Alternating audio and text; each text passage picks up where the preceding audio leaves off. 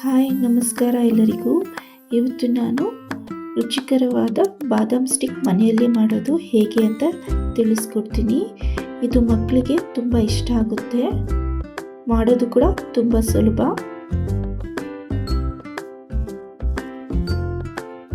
ಒಂದು ಬೌಲ್ಗೆ ಅರ್ಧ ಕಪ್ ಆಗುವಷ್ಟು ಸಕ್ಕರೆ ಪುಡಿ, ಅರ್ಧ ಕಪ್ ಆಗುವಷ್ಟು ತುಪ್ಪ ಅಥವಾ ಬೆಣ್ಣೆ ಕೂಡ ಯೂಸ್ ಮಾಡ್ಬೋದು. ಇದನ್ನು ನಾವು ವಿಸ್ಕರ್ ಸಹಾಯದಿಂದ ಚೆನ್ನಾಗಿ ಮಿಕ್ಸ್ ಮಾಡ್ಕೊಬೇಕಾಗುತ್ತೆ. 2 ರಿಂದ 3 ನಿಮಿಷದವರೆಗೂ ಕೈ ಬಿಡದಂಗೆ ಚೆನ್ನಾಗಿ ತಿರುಗಿಸ್ಕೊಬೇಕಾಗುತ್ತೆ. ಇದು ಕ್ರೀಮ್ ಲೇಯರ್ ಆಗೋವರೆಗೂ ವಿಸ್ಕ್ ಮಾಡ್ಕೊಳ್ಳೋಣ. ಆಗಿದೆ.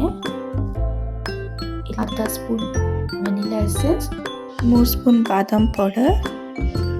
ವೆನಿಲಾ ಎಸೆನ್ಸ್ ಬದಲಾಗಿ ಏಲಕ್ಕಿ ಪುಡಿ ಕೂಡ ಯೂಸ್ ಮಾಡ್ಬೋದು. ಚೆನ್ನಾಗಿ ಮಿಕ್ಸ್ ಮಾಡ್ಕೊಳ್ಳೋಣ.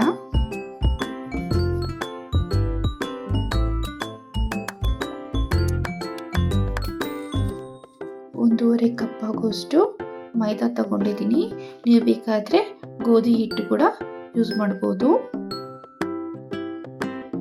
1/4 ಸ್ಪೂನ್ ಬೇಕಿಂಗ್ ಸೋಡಾ, ಅರ್ಧ ಸ್ಪೂನ್ ಬೇಕಿಂಗ್ ಪೌಡರ್, 1 ಚಿಟಿಕೆ ಆಗುವಷ್ಟು ಉಪ್ಪನ್ನು ಸೇರಿಸ್ಕೊಂಡು ಜಡ್ಡಿ ಇಟ್ಕೊಳ್ಳೋಣ. ಎಲ್ಲ ಮಿಕ್ಸ್ ಮಾಡಿಕೊಂಡು ಹಿಟ್ಟು ತಯಾರಿಸ್ಕೊಳ್ಳೋಣ. ನಿಮ್ಗೆ ಏನಾರ ಹಿಟ್ಟು ತುಂಬ ಗಟ್ಟಿಯಾಗಿದೆ ಅಂತ ಅನಿಸಿದ್ರೆ 1-2-3 ಸ್ಪೂನ್ ಹಾಲನ್ನ ಕೂಡ ಸೇರಿಸ್ಕೊಬಹುದು. ಇದು ಜಾಸ್ತಿ ತೆಳ್ಳಗಾಗೋದು ಬೇಡ, ಜಾಸ್ತಿ ನಾದೋದು ಬೇಡ. ಈಗ ಹಾಕಿದೆ. ಈಗ 10 ರಿಂದ 15 ನಿಮಿಷ ಕ್ಲೋಸ್ ಮಾಡಿಡೋಣ.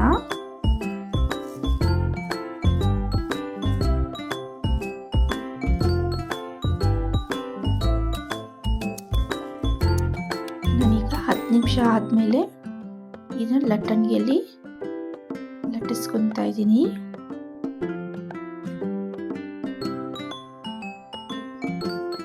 ಸಣ್ಣದಾಗಿ ಹೆಚ್ಚಿರುವಂಥ ಬಾದಾಮನ್ನ ಹರಡ್ಕೊಳ್ಳೋಣ.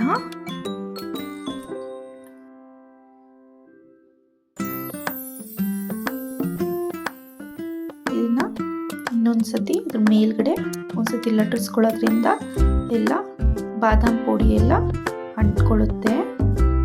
ಇದನ್ನ ಸ್ಟಿಕ್ ಆಕಾರದಲ್ಲಿ ಕಟ್ ಮಾಡ್ಕೊಳ್ಳೋಣ. ಆಗಿದೆ. ಇಲ್ಲೊಂದು ತಟ್ಟೆಗೆ ನಾನು ಒಂದು ಬಟರ್ ಪೇಪರ್ಗೆ ಒಂದು ಸ್ವಲ್ಪ ತುಪ್ಪ ಸವರಿ ಇಟ್ಕೊಂಡಿದ್ದೀನಿ. ಸ್ವಲ್ಪ ದೂರನೇ ಇಟ್ಕೊಳ್ಳೋಣ.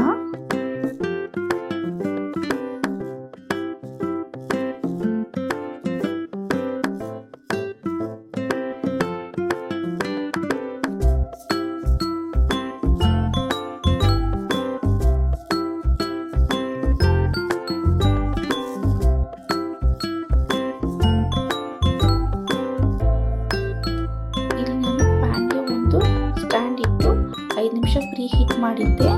ತಟ್ಟೆ ಇಟ್ಕೊಳ್ಳೋಣ. 25 ರಿಂದ 30 ನಿಮಿಷ ಲೋ ಫ್ಲೇಮಲ್ಲಿ ಬೇಯಬೇಕಾಗುತ್ತೆ. ಮಿಕ್ಕಿರುವಂಥದ್ದನ್ನ ಓವನ್ ಟ್ರೇಯಲ್ಲಿ ಜೋಡಿಸ್ಕೊಂಡಿದ್ದೀನಿ. ಓವನ್ನ ಕೂಡ ಪ್ರೀ ಹೀಟ್ ಮಾಡಬೇಕಾಗುತ್ತೆ. ಓವನಲ್ಲಿ 25 ನಿಮಿಷವರೆಗೂ ಬೇಯಲಿಕ್ಕೆ ಇಟ್ಟಿದ್ದೀನಿ. ಆಗಿದೆ. ನೋಡ್ತಾ ಇದ್ದೀರಲ್ಲ, ಕೆಳಗೆಲ್ಲ ಕಲರ್ ಚೇಂಜ್ ಆಗಿದೆ.